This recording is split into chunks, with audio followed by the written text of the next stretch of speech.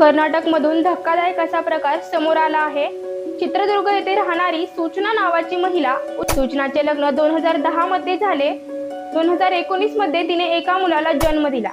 पती पत्नीमध्ये अधूनमधून भांडण सुरूच होते। सतत होणाऱ्या भांडणामुळे दोघांनी घटस्फोट घेण्याचा निर्णय घेतला। हे प्रकरण कोर्टात गेले, त्यांचा घटस्फोट झाला।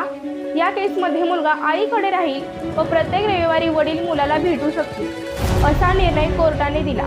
प्रत्येक रविवारी वडील आपल्या मुलाला भेटत होते, या कारणावरून आई संतापलेली होती। याचा राग मनात धरून आईने आपल्या मुलासोबत गोव्याला फिरायला जाण्याचा प्लॅन बनवला।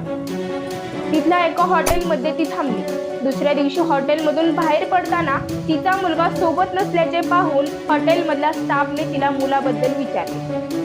मुलगा घरी पाठविला आहे असे महिलेने सांगितले। महिला हॉटेलमधून बाहेर पडल्यानंतर तिची रूम चेक करताना रूममध्ये रक्ताचे डाग आढळले।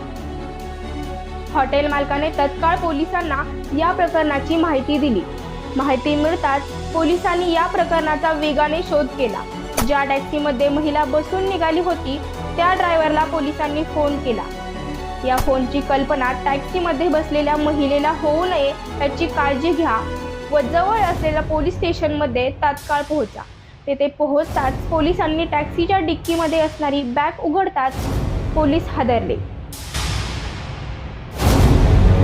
त्या बॅगमध्ये मुलाचा मृतदेह आढळला। महिलेची चौकशी केल्यानंतर आपण खून केल्याची कबुली महिलेने दिली।